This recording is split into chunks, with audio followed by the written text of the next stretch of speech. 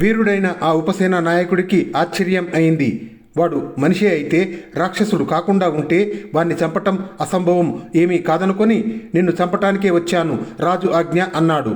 కాదు, చావటానికి వచ్చావు అంటూ రాక్షసుడు ఆ వీరుడి కత్తి చేతి మీద కొట్టి కింద పడిన కత్తిని కాలితో తొక్కి విరిచి వెళ్ళు అన్నాడు. మంత్రి పంపిన వీరుడు తిరిగి వెళ్ళి మంత్రితో జరిగినదంతా చెప్పాడు. మంత్రి రాజుకు అంతా తెలిపి ఇప్పుడేం చేద్దాము అని అడిగాడు. ఏమీ చేయనవసరం లేదు, మీరు మీ పని చూసుకోండి అన్నాడు రాజు. ఇక రాక్షసుడి విషయం తన వద్ద ఎత్తవద్దని సూచిస్తూ బేతాళుడు ఈ కథ చెప్పి, రాజా, రాక్షసుని గురించి నిరంకుశ మహారాజు మొదటి నుండి ఉదాసీనంగా ఉండటానికి కారణం ఏమిటి? రాక్షసులతో పేచీ పడటం ప్రమాదమనే? రాక్షస జాతి మానవ జాతికి శత్రువు కదా.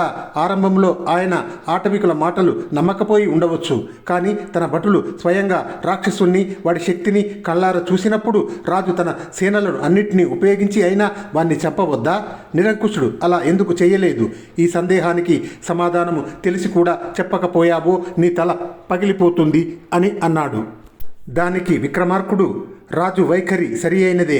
రాక్షసులు కూడా మానవులలో ఒక జాతి వాళ్ళే. రాజ్యాంగంలో అనేక జాతులకు స్థానం ఉన్నది. ఒక జాతి వాళ్ళను కానీ, ఒక కులం వాళ్ళను కానీ ఏ తప్పు చేయకుండా దండించటం రాజనీతి కాదు.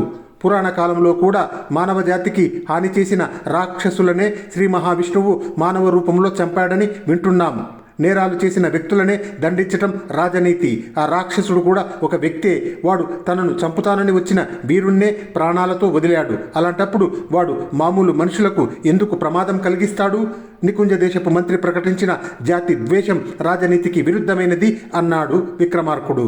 రాజుకు ఈ విధంగా మౌనభంగం కలగగానే బేతాళుడు శవంతో సహా మాయమై తిరిగి చెట్టెక్కాడు.